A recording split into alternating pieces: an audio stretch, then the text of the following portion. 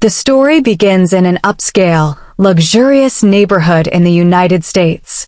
Outside, heavy rain lashes against the windows, casting deep shadows across the room.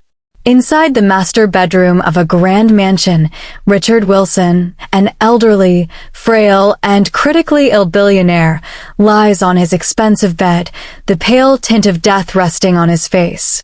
Standing right beside the bed are his only son, David, and his fashionable, greedy wife, Jessica. They aren't worried about Richard's health at all. Their eyes are fixed entirely on the mansion and the vast fortune waiting for them. Jessica keeps glancing impatiently at her expensive watch, tapping her foot. Richard's breathing grows shallow and labored. With a trembling finger, he motions for David to come closer. As David leans down, Richard whispers in a breaking, gravelly voice, "David, my son, my time left in this world is short. After I'm gone, go to the safe in my private study.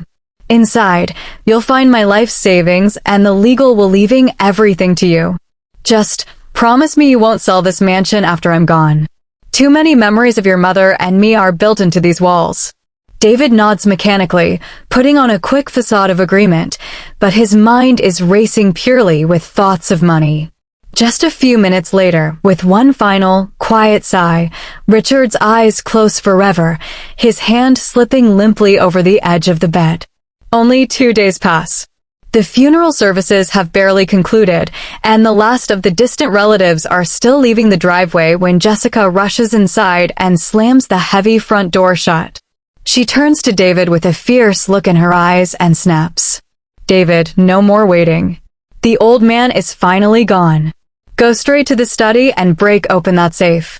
I need to so we can pack up this dusty, old-fashioned mansion tomorrow and move straight into the biggest penthouse in New York."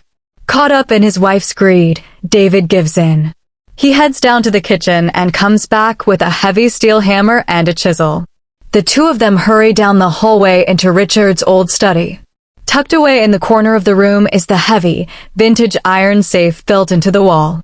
Without wasting a single second, David raises the heavy hammer and begins smashing it down against the rusty old lock. Crash after crash echoes through the quiet room. After 3 brutal, hard strikes, the heavy iron latch finally shatters and falls to the floor. Jessica dances in place with excitement, clapping her hands. "Yes, it's open. Hurry, pull out the diamonds, the gold bars, and the property deeds." With shaking hands, David pulls open the heavy door of the safe. It is pitch black inside. He reaches his hand deep into the compartment, but he feels no cold gold, no heavy bags of cash or jewelry. Instead, his fingers brush against a single, thick white envelope. David pulls the envelope out into the light. Jessica frowns, her face dropping in confusion. "What is that? Just a paper envelope? Where is the money? Where are the deeds?"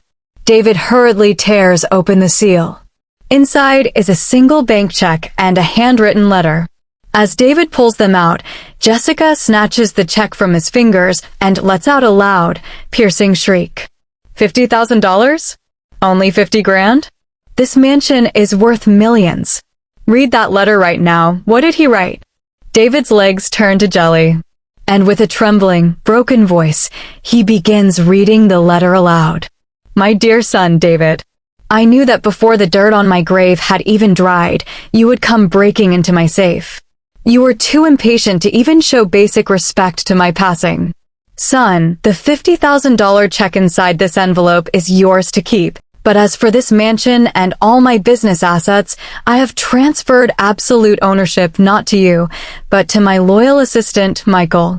He has stayed by my side and cared for me over the last 10 years while you and Jessica were busy planning to dump me into a nursing home. Michael treated me like a true son. Therefore, legally, every single inch of this estate belongs to him now. You have 10 minutes to get out of my house." The moment the final words of the letter are read aloud, the check slips completely from Jessica's trembling fingers, fluttering down onto the wooden floor. Her face turns stark white, instantly contorting into pure, unadulterated rage. She screams at the top of her lungs. What? That old bastard played us until his very last breath. He gave everything to a hired hand? David, are you a man or a coward? What are you just standing there for? Go find this servant Michael and throw him out on his neck. This house is ours. Right at that exact second, the heavy wooden doors of the study swing wide open. Michael steps calmly into the room.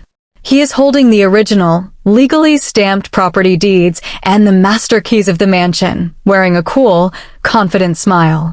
Behind him stands the estate's head security guard. Michael looks straight at them and says in a calm, steady voice, "Save your breath, David. Shouting won't change anything now. Mr. Wilson transferred this entire property to my name while he was in sound mind and health. According to the law, you both have exactly 5 minutes to pack your things and leave the premises. Otherwise, I will be forced to call the local police." David stands frozen like a statue in absolute shock, while Jessica glares with pure venom, utterly defeated.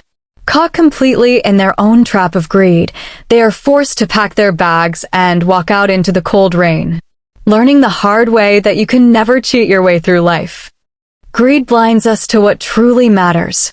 When you treat people with disrespect and wait for them to fall just to grab their wealth, you end up losing everything. True success and security are built on love, loyalty, and genuine care, not impatience and betrayal.